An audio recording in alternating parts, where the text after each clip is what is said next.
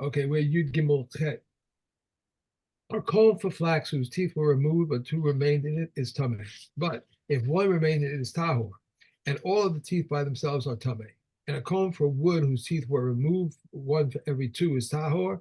If there remain three teeth in one place, it is tameh. If the outermost tooth was one of them, it is tahor. If two teeth were removed from the comb and one made them into tweezers, they are tameh. If one's tooth was removed and one prepared it for use with a lamp or for stretching, it is tameh. What is the measure for damaged metal utensils? A bucket sufficient to draw water with it, a kettle sufficient to heat water with it, a boiler sufficient to hold cellars, and a stew pot sufficient to hold ladles, ladles sufficient to hold prutas, and wine measure are calculated with wine, oil measures are calculated with oil, and Reb Eliezer says all of them are calculated with prutas. Reb Akiva says a utensil that lacks the cover is tameh, but a utensil lacking hammering is tahu. A staff whose head one attached with a nail shaped like an apple is tameh, and if one studded it, it is tameh. Reb Shimon says only when one makes 3 rows of nails in it, but all of the components when they are made for ornamentation are tahor. And if one attaches a tube to the head of the staff, and the same applies to a door, or is tahor. If the tube was a utensil and one attached it to the staff of the door, it is tameh. When does it achieve the tahara? Beis Shammai says when it destroys it. Beis Hillel says when it attaches it. Okay. All right. Next tools: hakanter shel banai v'dakor shel charash. The builder's crowbar and the carpenter's pick. These are metal utensils. So what would we have thought that the Mishna needs to come and teach us that these metal utensils are tameh? It should be obvious. So if you look at the footnote on the top of 623, both the builder's crowbar and a carpenter's pick are treated as metal utensils that are susceptible to tumah. Although both of them are fitted with wooden handles, the metal component is primary. So they're treated as metal utensils that are susceptible to tumah, even though they lack a receptacle. Okay, so that's why you had a havamina, because they have part of their body is wood. So again, it's applying that principle that wood that serves metal is treated as metal, and metal, if it serves wood, is treated as wood. Okay, yisdos ohalim, tent pegs, v'yisdos hamashochos, and the pegs of surveyors. These are tameh. Now, what would we think about these? The metal pegs. Okay, so that part is not the issue. But the thing is that these are Keilim that are used by being fixed into the ground. Okay. So you might have thought that just like anything else that's made to be used in the ground, it should be tahor even when it's not in the ground. However, the chiddush over here is that, let's say, the tent pegs are they're part of the whole overall tent structure, and since the tent structure is a movable structure, the pegs are also considered movable and are serving the tent, and therefore they're also susceptible to tumah. And it's a similar idea with the surveyor's pegs, that they're meant to be moved from place to place. Okay, shalsheles shel mashochos. Now, surveyors, before you have all the modern equipment with laser pointers and whatever to measure distances. In the old days, you used to have to use a rope, but ropes were not their utility is a little bit limited, because they can stretch, and they can, depending on the season, they might be more or less flexible. So if you want to get it done accurately, you've got to use a metal chain. Okay, so this chain that we're talking about it doesn't have a receptacle, and it's not let's just see. So the chain is susceptible to tumah, even though it is used in conjunction with pegs that are attached to the ground. Again, it's not considered a utensil that's designed to be attached to the ground, since it is transportable. So the pegs themselves are also susceptible to tumah, as we saw in the previous phrase. Okay, hasuya la'etzim tahora, but a chain that is used for wood. So let's say you like a lumberjack takes a whole bunch of logs and wants to secure them together with a chain. that chain is serving the wood, and therefore it's treated as if it's wood. And since it lacks a receptacle, it's tahor. And we saw in a previous Mishna, I don't remember where it was, and not in this sector, but when they were on the mountains and they were surveying and it was different Yes. heights and all. Yes, Right. that's right. It was in Erevin. All right. They were measuring the extent of the city. Right. Yeah. Right. That would make sense. Yeah. Okay. Shalsheles deli gadol. Now we suddenly, since we're talking about chains, but we actually switching context quite a bit over here, because now we're talking about the chain that's attached to a bucket. So as much as the chain is serving the bucket, it's considered a handle of the bucket, and therefore is part of the bucket and receives tumah along with the bucket. Now, how much of it is considered actually a handle to the bucket? Because if you have this endless chain, it's not all going to be considered attached to the bucket. Some of it is superfluous.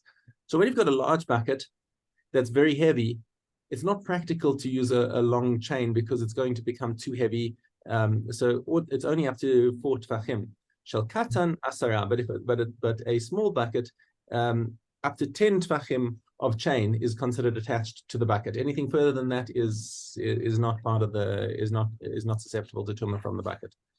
Okay. Chamor shel napachin, the stand of the blacksmiths. Okay, it's chamor is literally a donkey, obviously, but they call it a chamor. So this is tameh. Why? Because it's something that is susceptible to tumah. So you look at the end of the footnote there, since it has a unique name that identifies it as a specific utensil. Okay. So even though it doesn't have a receptacle, it is a specific kli that the blacksmith uses, and it's known what it is if you say chamor shel napachin. Okay. Megera she'asa shineha b'soch hachor. Now this is a very weird kind of case, and I have to suspect that it is hypothetical. Oh, okay. But you can see the diagram over here. Is that for some reason somebody decided that they needed to set a saw into the top of their door frame, maybe as something to keep animals out or whatever. But looks like a guillotine. Huh? Looks like a guillotine. Yeah, it does, doesn't it? Although guillotine would be sharp rather than serrated. Right, that would really hurt.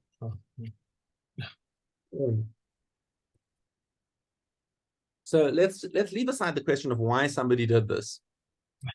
But they put in this saw over there, and it is fixed into something that is, it's part of the house. So right. On that aspect you would think, okay, it's tahor because it's fixed into the house, but no, it is tameh. Why? Because when you look at this, you can see it's dangerous. And whoever put it in there only put it in as a temporary measure, because you're not going to leave that in your house. Somebody's going to hurt themselves on it. Asam ilamatan lamalan, if you inverted it, that the flat side is down, then it's tahor, because now it's something that it's not dangerous anymore. If you just got a flat edge over there, and now it's fixed into the house, and being something that's part of that's fixed, that's connected to the ground, it is tahor. You see do you see the distinction over there? That if it's got the blade side down, nobody's going to leave it there, and therefore it's not considered fixed to the ground. Okay, kol kisuyun tahorim, all covers are tahor chutz mishel mechan, except for that of a boiler. Right, the covers are serving a kli, and therefore they don't have tumah themselves. But the boiler, that one is frequently used as a container in its own right. You open it and put things in it, and that's that is susceptible to tumah. Okay. The yoke. Lovely diagram over here on 629. You would never, before ArtScroll came along, you wouldn't have a clue what was going on over here. But this is a great one for reference over here. And you can see there are parts that are metal, parts that are wood. But the overall thing is for plowing. So it's not a kli that's for the animals, because Keilim that are for animals are not susceptible to tumah. But this is the yoke over there is for the plow, and that's something that's for that's part of the plowing apparatus, which is for human use, and therefore it is these. You'll see that there are parts that are susceptible to tumah, and we'll also see parts that are not susceptible to tumah. Even though there are two bulls over here, they're really not for plowing or anything. They're really for just pulling the wagon. So the Right. part So of the they haven't got the plow in the picture. Right. But you can see that pulling ring. You see the pulling ring over there. That's where the plow is going to be affixed.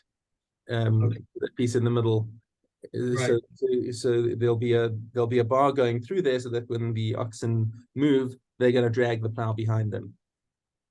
Okay. Okay. So what are the tame parts of the agala? All shel mateches. So that top piece, that top curvy piece there, that is the yoke. If it's made out of metal. If it's made out of wood, then it's just a flat piece of wood, and it's not and won't be tame. Okay, katrav. The katrav is the crossbar. That is, you see below the necks of the animals. You see there's that one bar going all the way across. So even though it's wood, because it's serving an overall apparatus that is mostly metal, so it's judged as metal.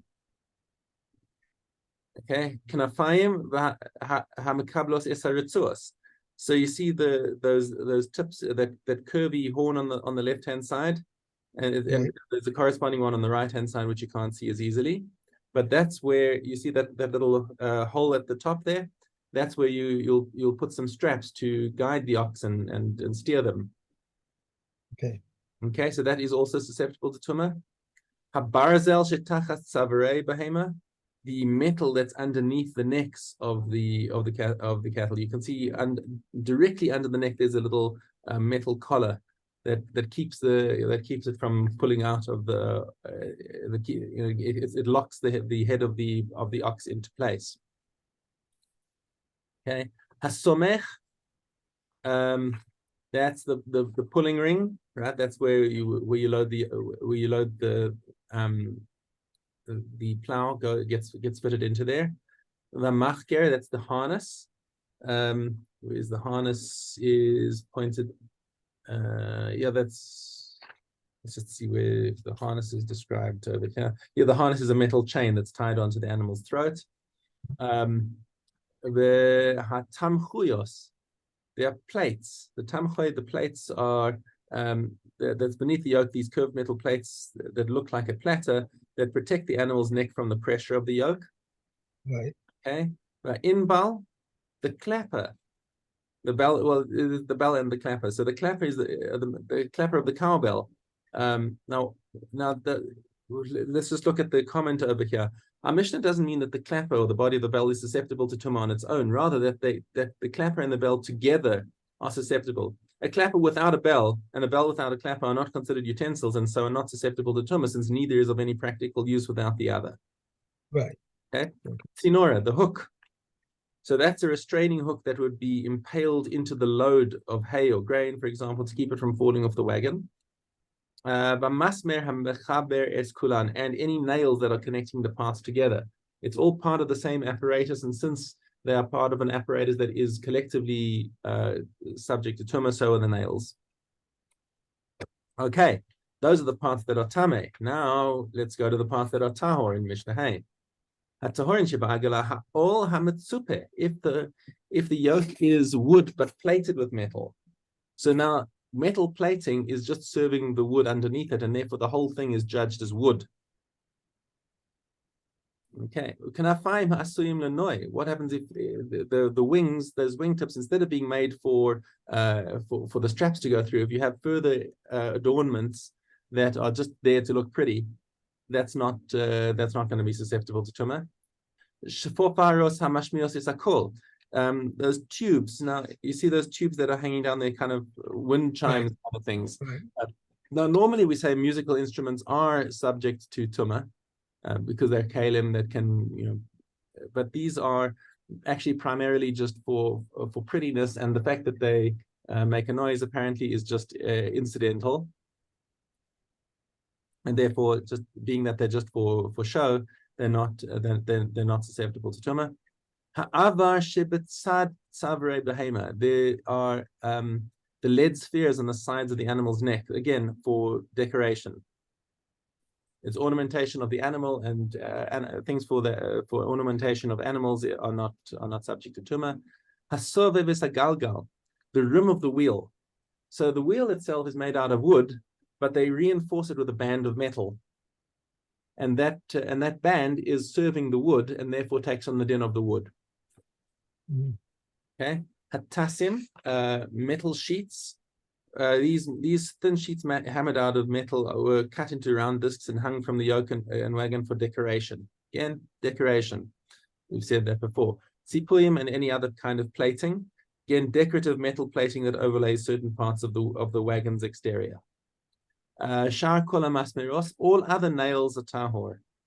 So in the previous Mishnah, we learned that any nail which connects parts together is ruled tameh. Here, the Tana teaches that any other type of nail, which would be used for adorning or beautifying the wagon or plow, is impervious to tumah.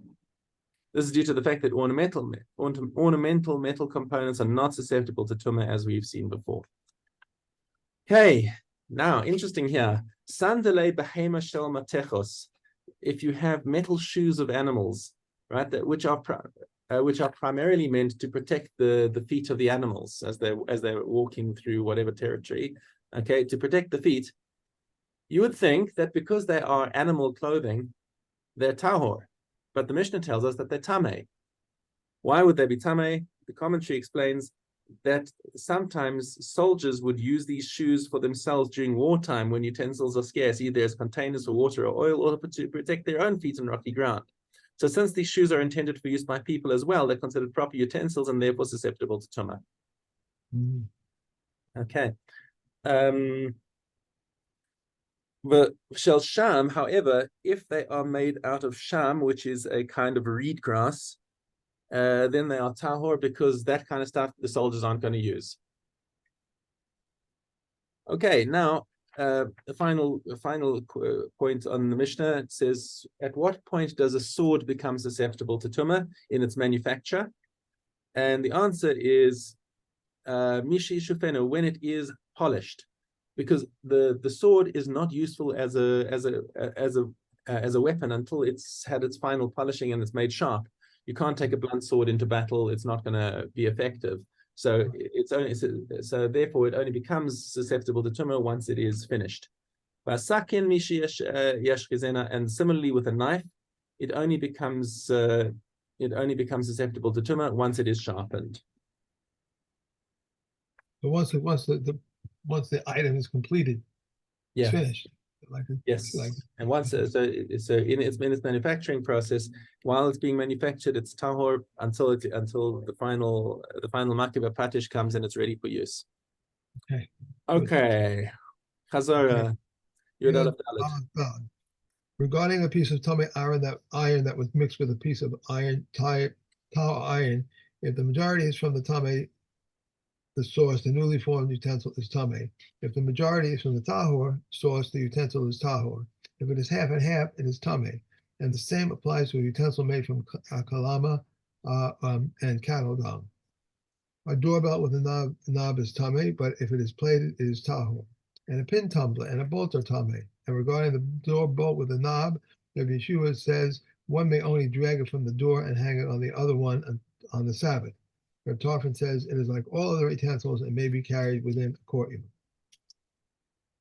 The bit of a bridle is tameh, and the cheek pieces are tahor. Reb Eliezer rules the cheek piece is tameh, and the sages rule nothing is tameh except the bit, but when they are joined, everything is tameh. A wall made of metal, Rabbi Akiva rules the tameh, but the sages rule the tahor, and a plated wall is tahor. A spindle, a distaff, a rod, a symphonia, and a flute, if they are made of metal, they are tameh, but if they are plated, they are tahor. However, if the symphonia has a receptacle for valves resembling wings, it is tameh in either case. Okay. Hey. And here we go with Keilim. Keilim, base. How is this if there were two women, this one having two pairs of obligatory birds offerings, and this one have two pairs of such offerings, and a bird flew from this one to that one, it renders one bird offering unfit when it leaves. If it returned the original group, it invalidates one bird offering when it returns.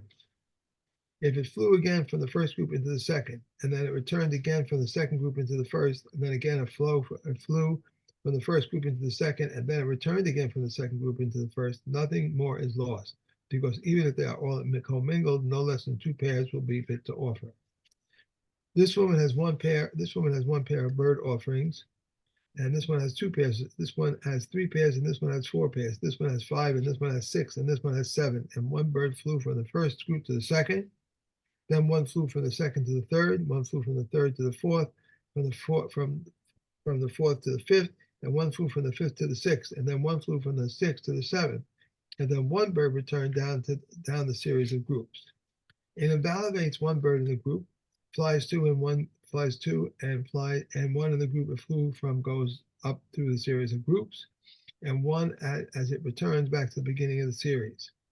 The first and the second groups do not have any valid bird offerings. The third group has 1 valid pair of bird offerings. The fourth group has 2 valid pairs of bird offerings. The fifth group has 3 valid pairs, and the sixth group has 4. And the seventh group has 6 valid pairs of bird offerings. If one bird again flew into succession from each group into the next, and then one bird again returned in succession from each group into the next, in which each bird which flies between the groups and validates one bird in the group, it flies to one in the group it flew, and one in the group it flew from as it goes up through the series of groups as it turns back to the beginning of the series. The third and the fourth groups do not have any valid bird offerings. The fifth group has 1 valid bird pair. The sixth has 2, and the seventh has 5 pair of bird offerings. If again one bird flew in succession from each group into the next, and then again one bird returned in succession from each group into the next, then each bird which flies into the groups invalidates one bird in the group it flies to, and one group of the group it flew from as it goes up through the series of groups, and one as it returns back to the series of beginning of the series. The fifth and the sixth groups do not have any valid bird offerings. The seventh group has 4 valid pairs of bird offerings, and there are those who say that the seventh group did not lose anything more as a result of these additional flights back and forth. And if a bird flew from those bird offerings which must be left to die into any of these groups, then all the groups of bird offerings must be left to die. If either was an undesignated pair of obligatory bird offerings and a pre-designated pair of such offerings, and a bird flew from the undesignated pair to the designated pair, then he shall take a pair mate to the second bird of the undesignated pair. If a bird then returned, or a bird flew initially from the designated pair into the undesignated pair, then they must all be left to die. Ad kan. Why those are hard to Okay. do. Yeah, Bechoros. Okay. Bechoros Vav Zayin. If it is 5-legged or it only has 3, or its feet are round like that of a donkey, and the shakal and the kasal, what is a shakal? One whose hip is dislocated, and a kasal, an animal whose hip is higher than the other. The bone of its foreleg and the bone of its hind leg was broken, all that is not discernible. The aforementioned blemishes were enumerated by Aliyah in the Yuvat Yavna, and the sages occurred with him. He also added another 3, but they said to him, "We have not heard of these." These are the circle of its eye is round like that of a man, or its mouth resembles that of a pig, or its greater part of the tongue, foretongue has gone. However, a subsequent base then says these are indeed blemishes. It happened that the lower part of a jaw animal protruded beyond the upper. Rabbi Shimon ben Gamliel said to the sages, and they said it is a blemish. If a kid's ear was doubled, the sages said in this instance that it is one body, it is a blemish, but if not one body, it is not a blemish. But Cornelius ben Gamliel says a kid's tail that resembles that of a pig, or a tail that does not have 3 vertebrae, is a blemish. Okay. Okay. Next up, Sanhedrin 3:8. Whenever he brings proof, he can overturn the verdict. If he said to him, "Produce any proofs that you have within 30 days," if he finds evidence within 30 days, he can overturn the verdict. In the 30 days, he cannot overturn. He said, Rabbi Shimon ben Gamliel, when should this man do if he could not find evidence within 30 days, but found out after 30 days? If they said to him, "Bring witnesses," and they said, "I have no witnesses," or they said, "Bring evidence," and he said, "I have no evidence," and subsequently he brought evidence with witnesses, it is nothing. Shimon ben Gamliel says, "What should this man do if he did not know at the time they had witnesses, and the later discovered witnesses? or if he did not know at the time that he had evidence and he later discovered evidence, if they said to him, bring witnesses, and he said, I have no witnesses, bring proof, and he said, I have no proof, and when he saw that he did, he was about to be judged liable, he said, let so-and-so and so-and-so approach and testify for me, or he took out evidence from his belt, it is nothing. Both civil cases and capital cases require re-examination, as it stated, one judgment you shall have for yourselves. What is the difference between civil and capital cases? Civil cases are tried by 3 capital cases, by 23. Civil cases are open with the consideration of either acquittal or liability. Capital cases must open with the constitution of acquittal by guilt. Civil cases are decided by a majority of 1, whether for acquittal or liability. Capital cases decided by the majority of 1 for acquittal, but for a majority of 2 for guilt. Civil decisions may be reversed in favor of acquittal or liability. Capital cases may be reversed only in favor of acquittal, but not in favor of guilt. In civil cases, anyone may argue either for acquittal or liability. In capital cases, anyone may argue for acquittal, but not everyone may argue for guilt. In civil cases, if one who argued for acquittal may be argue for liability, and one who argued for liability may argue for acquittal. In capital cases, one who argued for guilt may argue for acquittal, but one who argued for acquittal may not argue for guilt. Civil cases are tried by day and concluded by night. Capital cases must be tried by day and concluded by day. Civil cases may be considered concluded on that day, whether for acquittal or liability. Capital cases may be included on that day for acquittal, but only on the following day of guilt. Therefore, trials are not held on Friday or the day before a festival. And one more. In judging cases of Tuma and Jahara, they begin from the most imminent. In capital cases, they begin from the side. All are eligible to judge civil cases, but not all are eligible to judge capital cases. Only Kohanim, Levim, and Yisraelim who are eligible to have their daughters marry Kohanim. The Sanhedrin was seated in the shape of a No, that's it. That's it. We're done. Sukkah. Okay. So, Sukkah base Aleph. one who sleeps under the bed in the sukkah has not fulfilled his obligation to sleep in the sukkah. Rabbi Yehuda said, we regularly slept under the bed in the presence of the elders, and they said nothing to us. Rabbi Shimon said, there's a case of Tavi, Rabbi Gamliel's slave, who used to sleep under the bed. Rabbi Gamliel said to the elders, have you observed my slave Tavi? He is a scholar and knows the Gentile slaves are exempt from the obligation of sukkah. A disarranged sukkah, or one whose shaded area is greater than that sun area, no. is valid. Hold on. I think did you skip? Yes, I did. I realized it. Okay. So he's a scholar, knows a Gentile, and knows that Gentile slaves are not exempt from the obligation of sukkah. That is why he sleeps under the bed. And incidentally, we deduce from one who sleeps under the bed does not fulfill his obligation to sleep in a sukkah. If one supports a sukkah on the legs of the bed, it's valid. But Yehuda says it cannot stand by itself, it is invalid. A disarranged sukkah, or one whose shaded area is greater than the sunlit area, is valid. If the sukkah is thickly covered by a house, even though the stars can be seen from inside, it is valid. No, cannot be seen from inside. Yeah. One makes a sukkah on top of a wagon or on the deck of a ship, it is valid, and we may go up onto it on the festival. He makes a sukkah on the top of the tree or on the back of a camel, it is valid, but we may not go up into it on the festival. If two walls are in a tree and one is man-made, or 2 are man-made and 1 is in a tree, it is valid, but we may not go up into it on the festival. If 3 walls are man-made, and 1 is tree, it is valid, and we may go up in it on the festival. This is the general rule. Whenever the tree can be removed and the sukkah can stand by itself, it is valid, and we may go up it onto the festival. Okay.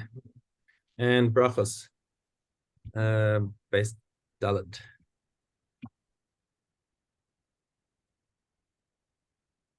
They stop. Skilled workmen read while on the top of a tree or on bricks, which are not permitted to do so in reciting the Shira. A bridegroom is sent from reciting Shema from the first night until the first Saturday night. If he had not performed the deed, it happened in the case of Rabbi Gamliel that he read the Shema on the first night following his wedding. His disciples said to him, have you not taught us, O Master, that a bridegroom is exempt from reading Shema on the first night? He said to them, I shall not listen to you to absolve myself from the kingdom of heaven, even for a moment. He bathed on the first night following the death of his wife. His disciples asked him, "Did you not teach us, O Rebbe, that a mourner is forbidden to bathe?" And he said to them, "I am not like the rest of men. I am a delicate person." Okay. And when Tavi, That's it. okay, We're done. Okay. all right, tomorrow we'll see. We'll speak We'll to see you each again. other. Okay. Thank you. Bye. Cheers. See you well.